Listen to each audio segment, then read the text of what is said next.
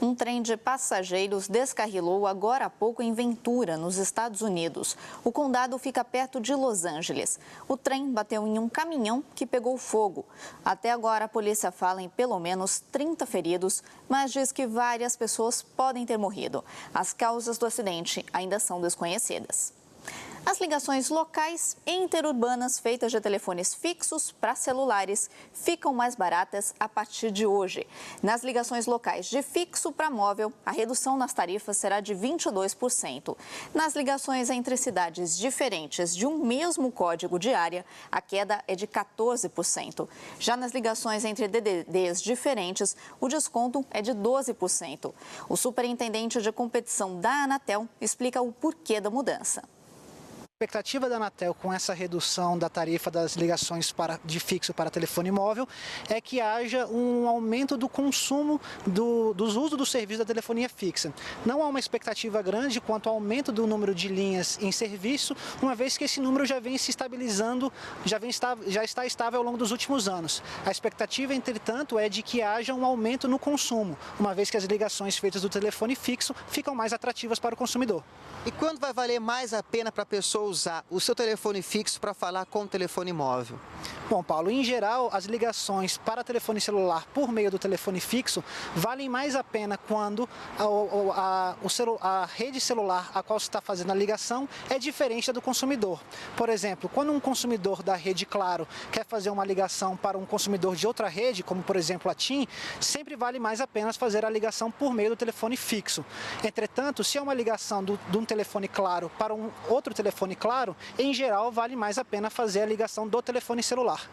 Essas reduções da Anatel começaram em 2010 e vão até 2019. Então, as reduções da tarifa não vão ocorrer só nesse ano, vão se postergar nos próximos anos. Por que está acontecendo isso? É alguma mudança na tecnologia ou é uma mudança regulatória da Anatel em relação a esse serviço? É principalmente uma mudança regulatória. O que foi percebido pela Anatel em 2010 é que o preço da tarifa de interconexão que era cobrado pelas operadoras de telefonia móvel não estavam aderentes aos seus custos. A partir desse momento, a Anatel começou um processo em 2010, já prevendo a redução desses preços até 2019, de forma a dar previsibilidade para o mercado e também repassar esses ganhos de custos inteiramente para o consumidor. Depois de fechar a segunda-feira estável, o dólar opera em ligeira queda nesta terça-feira. E nosso assunto do quadro Minuto Econômico de hoje é exatamente esse. O economista Mário Guerreiro explica o que significa a variação do preço do dólar e como isso pode afetar a nossa vida. Hoje falaremos sobre o câmbio. O câmbio é o preço da moeda estrangeira, ou seja, a referência da moeda do país em relação à moeda estrangeira. A nossa moeda de referência é o dólar, que é a moeda-chave padrão no mundo. Ou seja, quando o dólar sobe, o real desvaloriza, o real cai. Ou seja, quanto maior o dólar, mais pobre nós ficamos. Por exemplo, hoje eu preciso de R$ 2,20 para comprar um dólar. E amanhã foi para R$ 2,60. Ou seja, eu precisava de R$ 2,20, hoje R$ 2,60. Eu desembolsei, tirei no meu bolso mais 40 centavos para fazer um dólar. Ou seja, quanto maior o preço do dólar, o preço do câmbio, mais pobre nós ficamos, principalmente o que aconteceu o ano passado. O dólar é um mercado muito complexo. O câmbio em si é um mercado muito sofisticado. Nunca especule, nunca faça dívidas em dólar. Se você for comprar um bem e tiver VC, variação cambial, não o faça. O câmbio é muito risco, é um mercado somente para grandes especialistas. Não faça dívidas em dólar, sempre tenha isso em mente, porque o dólar ele tem uma variação muito grande, que são moedas, recursos de todos os países que adentram dentro do Brasil e de todos os outros países. Então, observem muito isso, não faça dívidas em dólar. Por hoje é só, muito obrigado e até semana que vem. Os jesuítas confirmaram a libertação de um padre que estava sequestrado no Afeganistão desde junho do ano passado. Segundo as primeiras informações, ele passa bem. O pesadelo acabou. Depois de ficar sequestrado por 8 meses no Afeganistão, o padre Alexis Prem Kumar agora está livre e de volta em casa com sua família na Índia. Amigos e colegas do Serviço Jesuíta aos Refugiados receberam um telefonema com uma boa notícia. Choque, euforia, houve muita tensão na organização. Quando alguém é sequestrado, não é apenas o efeito sobre as pessoas que estavam mais próximas, tem um efeito sobre todos nós da organização. Os detalhes de sua libertação não foram divulgados, mas pelo menos em uma ocasião, os sequestradores pediram resgate. O Serviço dos Jesuítas aos Refugiados diz que os governos indiano e Afeganistão desempenharam papéis fundamentais na libertação. Aos 47 anos de idade, o padre jesuíta foi sequestrado em junho de 2014, perto da cidade afegã de Herat, onde lecionava em uma escola. Homens armados com vínculos aparentes com o Talibã começaram a ameaçá-lo. Sabemos que ele tentou correr, mas foi agarrado e empurrado para um carro. Foi quando seu pesadelo começou. As cicatrizes não saberemos exatamente quais serão, mas serão cicatrizes fisiológicas. O Serviço Jesuíta aos Refugiados opera em muitos países sob constante alerta, incluindo o Afeganistão, norte do Iraque e da Síria. A segurança nunca foi esquecida, mas o sequestro de Prem Kumar foi um lembrete. Desde então, a formação de segurança tem aumentado de todos os lados, especialmente tendo em vista a elevada tensão em muitos países do Oriente Médio. Temos que ser capazes de ler esses sinais quando eles estão mudando.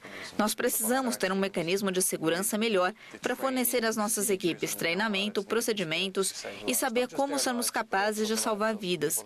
Não apenas a vida dele, mas a vida das pessoas que estamos servindo. Quando perguntado sobre o seu calvário de 8 meses, o padre Prem Kumar disse que ainda não está pronto para falar sobre a experiência. Ele disse apenas que está feliz por estar de volta em casa. Após perder milhares de vidas e ter a economia devastada pelo ebola, a Libéria começa a retomar a rotina. O pior da epidemia da febre hemorrágica finalmente passou. Moradores da capital da Libéria, Monróvia, comemoraram a suspensão do toque de recolher noturno na cidade a partir do fim de semana. A medida estava em vigor há meses, como uma tentativa de conter a propagação da epidemia de ebola. Mas o país de 4 milhões de habitantes tenta voltar aos poucos à vida normal. Com índices de infecção finalmente mais baixos, as fronteiras começam a ser reabertas e as crianças agora podem voltar à escola.